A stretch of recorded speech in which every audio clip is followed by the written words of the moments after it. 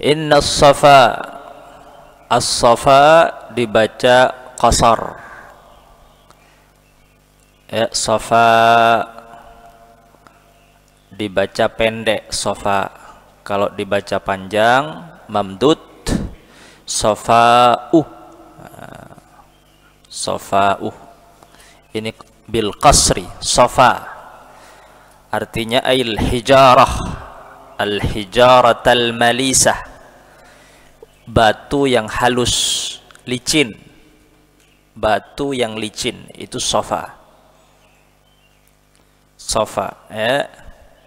Safa ini jamak, mufradnya safatun. Seperti hasa, jamak, mufradnya hasatun. Hajar, jamak, mufradnya hijaratun. Hajar, hijaratun. Safa, safatun. Hasa, hasatun. Tapi safa, safa ini bisa dipakai jamak, bisa dipakai mufrad.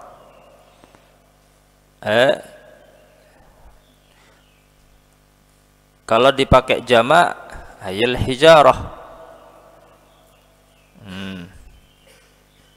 Atau dipakai mufrad, ayil hajar.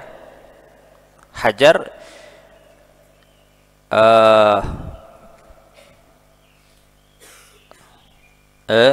safa, safatun.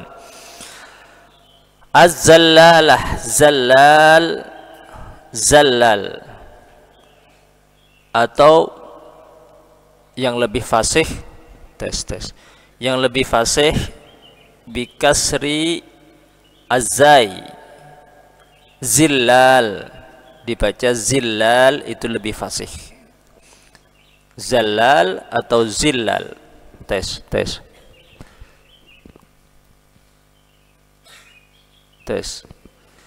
Az-zillalah, yang sangat halus, licin.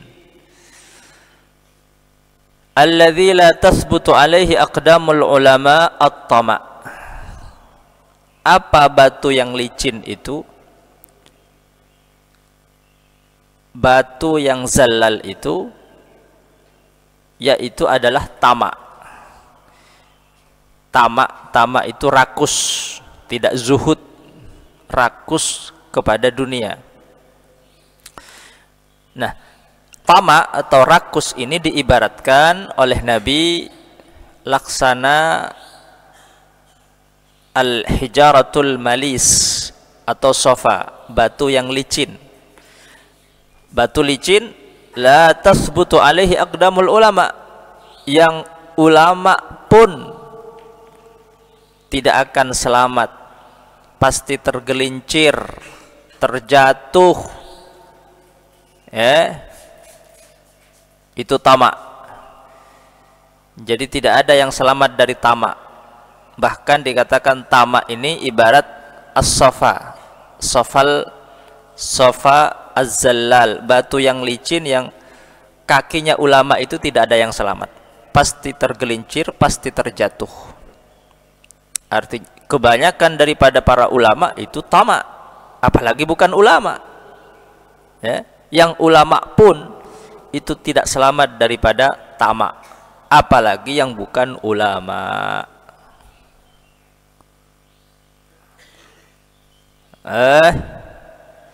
Fa innahu yudhibul hikmah fi qulubihim. Kalau ulama sudah tamak, tidak zuhud. Zuhud itu apa? Zuhud itu mengeluarkan dunia daripada hatinya. Sekaya apapun seseorang, selama harta dan dunianya itu tidak dimasukkan ke dalam hatinya, maka mereka zuhud. Harta dan dunia hanya mereka letakkan di tangan mereka, tidak mereka masukkan ke dalam hati mereka. Karena kalau tamak itu sampai masuk ke dalam hati seseorang, fa innahu yudhibul hikmata fi qulubihim, maka ia akan menghilangkan hikmah di dalam hatinya. menghilangkan hikmah di dalam hatinya. Dikatakan asyaitanu talla'un rassadun. Setan itu senantiasa mengawasi para ulama. Tentu yang bukan ulama, manusia secara umum. Talla', dia senantiasa mengawasi, melihat bagaimana cara, apa kelemahan daripada manusia ini. Ternyata kelemahannya apa? Tamak. Tamak itu ibarat batu yang licin, yang tidak ada seorang pun yang tidak terjatuh, tergelincir dari batu yang licin itu. Hatta para ulama sekalipun. Hatta para ulama sekalipun. Yushghiluhum an dzikrillah. Bagaimana setan itu berusaha untuk apa? Untuk menggoda para ulama. Yushghiluhum an dzikrillah. Bagaimana agar mereka itu sibuk dan tidak mengingat berzikir kepada Allah Subhanahu wa taala. Disibukkan dengan dunia, disibukkan dengan harta. Sehingga apa? Sehingga lalai daripada berzikir mengingat Allah Subhanahu wa taala. Ya, ini apa? Ini usaha setan. Jadi setan itu menggoda manusia, khususnya para ulama, dari apa? Dari jalan tamak. Dari jalan tamak. Wa adamut tamak wa zuhdu fid dunya. Karena tidak tamak atau zuhud di dalam dunia,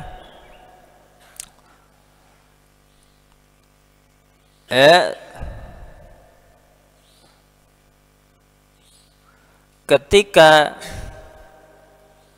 seseorang itu mampu mengendalikan diri daripada tamak, tidak tamak, tidak menjadi budaknya tamak, maka hasadahumus syaitan, setan iri, setan dengki manakala ada manusia atau para ulama yang tidak tamak, yang zuhud, yang tidak senang dunia. Hasadahumus syaitan, setan dengki. Dan mereka mencari cara, berusaha bagaimana agar manusia itu tamak, senang terhadap dunia, lalai terhadap zikirnya kepada Allah. Sehingga apa? Sehingga usaha setan itu menjadikan seseorang itu tamak, sehingga dia menjadi budaknya tamak. Kalau sudah menjadi budaknya tamak, maka dia akan lalai kepada Allah dan dia menjadi budak daripada perutnya, daripada keinginannya.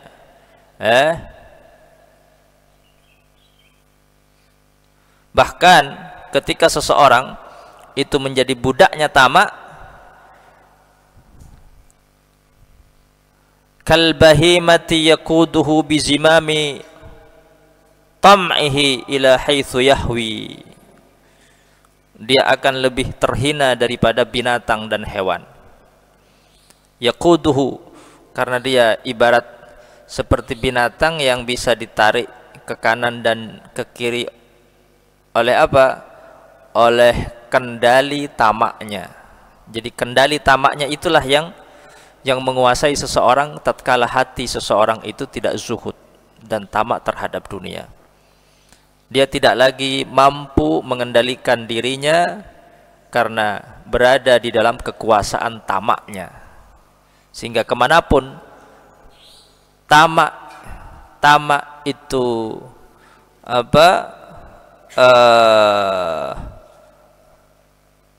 melangkah, maka ke situ dia akan melangkah. Yaquduhu,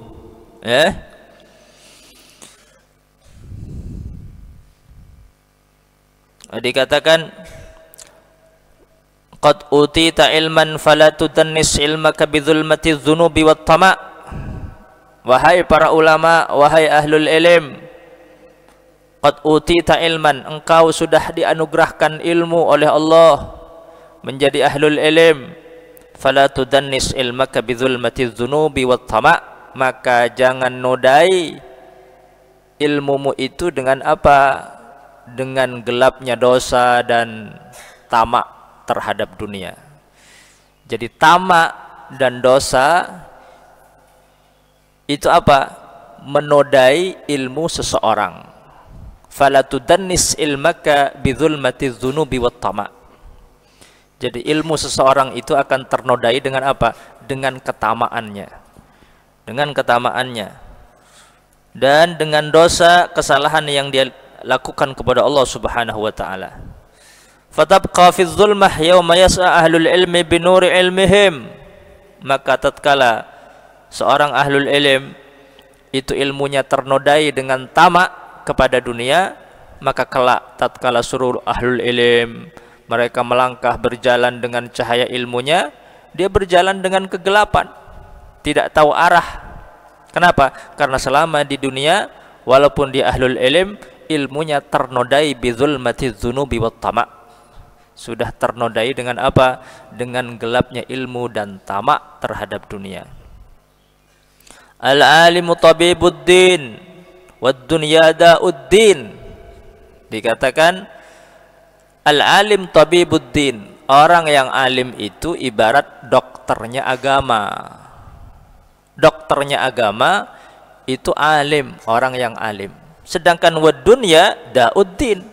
Sedangkan dunia, mencintai dunia, tidak zuhud, tamak, itu da'uddin. Itu penyakitnya agama. Lalu bagaimana seorang dokter agama bisa menyembuhkan seseorang manakala ia terjangkit penyakit? Dokter tidak akan mampu menyembuhkan seorang pasien manakala dokternya sendiri punya penyakit. Maka seorang alim sembuhkan dulu dari penyakit apa? Penyakit tamaknya kepada dunia. Baru dia akan menjadi tabibuddin, menjadi dokternya agama. Al-alim tabibuddin wad dunya da'uddin. Maka lepaskan dunia dari hati seorang alim, seorang ulama, seorang ahli ilm, karena mereka adalah tabibuddin, dokternya agama. Fa idza jarrat tabib adda ila nafsi fa kaifa yudawi ghairah. Kalau dokternya saja itu punya penyakit, dokternya sakit, bagaimana dia bisa mengobati pasiennya? Jadi dokter itu mampu mengobati pasien kalau dokternya sehat. Seorang alim itu ibarat dokternya agama. Bagaimana dia mampu menyembuhkan seseorang yang tersesat di dalam agama manakala dia sendiri tersesat dan sakit? Karena apa? Karena hatinya ada ketamaan terhadap dunia. Jadi tamak ini dikatakan min abwabis syaitan al-azimah. At-tama' min abwabis syaitan al-azimah at-tama'. Jadi pintu terbesar untuk setan itu masuk ke dalam hati seseorang, menggoda seseorang, setan itu masuk dari jalur apa? Dari jalur pintu tamak. Manusia dibuat tamak, ya. Ahlul ilm dibuat tamak, sehingga yushghiluhum an dzikrillah, sehingga menyibukkan, melalaikan mereka daripada berzikir kepada Allah Subhanahu wa taala. Kalau seseorang hatinya kemasukan rasa tamak, penyakit tamak, ghalabat tamak 'alal qalb, lam yazali syaitan yuhsinu ilaihi at-tasannu' wat tazayyun.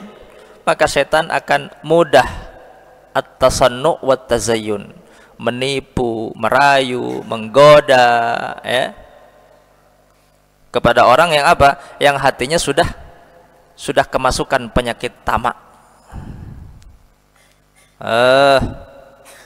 Dengan apa? Bi anwa'ir riya. Bi anwa'ir riya. Digoda oleh setan sehingga riya, ibadahnya pamer, tidak ikhlas, hanya semata-mata ingin mendapatkan ridho Allah. Talbis, Hmm.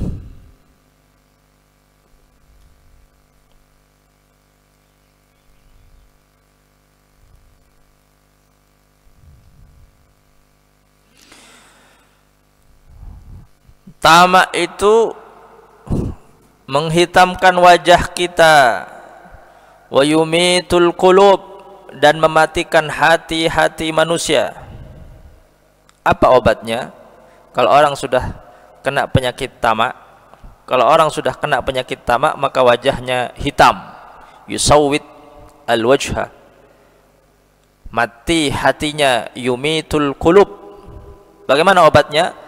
Wa ilajuhu suluku tariqil qanaah. Obatnya adalah apa? Obatnya adalah qanaah, belajar menerima apa yang menjadi keputusan dan pembagian dari Allah Subhanahu wa taala. Zuhud, qanaah. Dengan cara apa orang bisa qanaah? Dengan cara berlatih apa? Malabudda minhu ma'kalan wa masyraban. Makan secukupnya, minum seadanya. Itu qanaah. Wa maskanan, buat rumah ya sebutuhnya. Wa malbasan, dan membeli pakaian ya sebutuhnya, tidak bermewah-mewahan. Walaupun kaya sekalipun,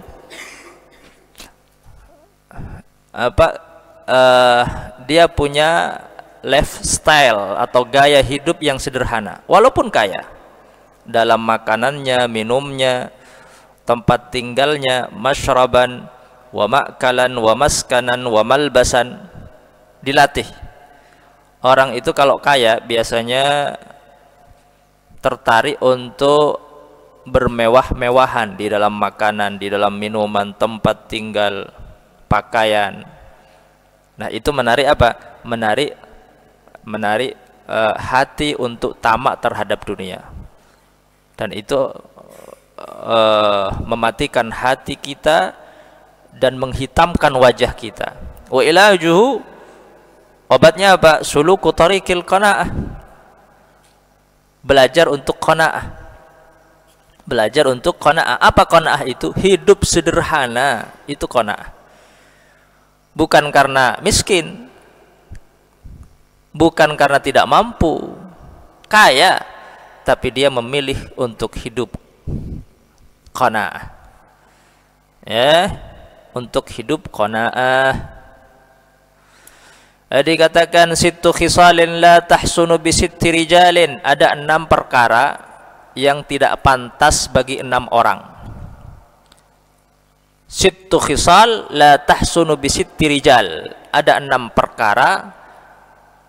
6 perkara ini tidak akan pantas ketika berada di 6 orang. La yahsunut tama' fil ulama. 1, tamak itu tidak baik berada di para ulama. Ulama itu yang baik zuhud. Walaupun kaya, hatinya tidak terlena dengan dunia. Bukan berarti kaya tidak boleh. Boleh kaya, tetapi yang tidak boleh apa? Kekayaannya, dunianya tidak menjadikan ia sibuk daripada Allah Subhanahu wa taala. La yahsunut tama' fil ulama. Ulama itu tidak pantas tamak. Pantasnya ulama itu zuhud. Pantasnya ulama itu qanaah. Yang kedua, walal ajalah fil umara. Umara apa? Pemerintah. Pemerintah itu tidak pantas ajalah, terburu-buru, tergesa-gesa. Karena ketika tergesa-gesa maka keputusannya tidak akan benar. Wala yahsunul ajalah fil umara. Tergesa-gesa itu tidak baik manakala ada di para pemerintah. Pemerintah itu harus bertindak dengan apa? Dengan matang, tidak terburu-buru. Al-ajalatu minasyaitan. Sikap terburu-buru itu datangnya dari setan. Jadi ulama tidak pantas tamak, pemerintah tidak pantas terburu-buru, walasyukhu fil aghniya. Orang kaya tidak pantas kikir, tidak pantas pelit. Orang kaya itu pantasnya apa? Dermawan. Ulama pantasnya apa? Zuhud. Pemerintah pantasnya apa? Tidak tergesa-gesa. Walal kibru fil fuqara. Dan orang yang fakir itu tidak pantas sombong. Udah fakir sombong. Pantasnya orang fakir itu tawadhu, rendah hati. La yahsunul kibru fil fuqara walas safahu fil masyayikh. Masyayikh itu orang tua. Orang tua itu enggak pantas bodoh.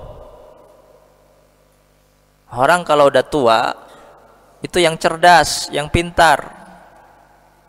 Safah fil masyayikh. Ya, tua kok bodoh gitu. Itu enggak pantas.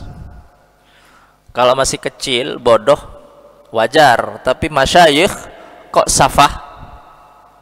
Safah, safih, bodoh. Udah tua bodoh gitu. Itu enggak pantas. Makanya kalian yang berada di wusto suruh baca kitab enggak bisa. La yahsunu, enggak pantas. Udah kelasnya tinggi suruh baca kitab enggak bisa. Mestinya yang ada di kelas tinggi, wusto, apalagi ulya, itu yang pentar ya, sepenter, jadu budu, tua budu. Walas safah fil masyayikh. Walal lu'mu fi dhawil ahsab, dan mencela orang-orang yang bernasab.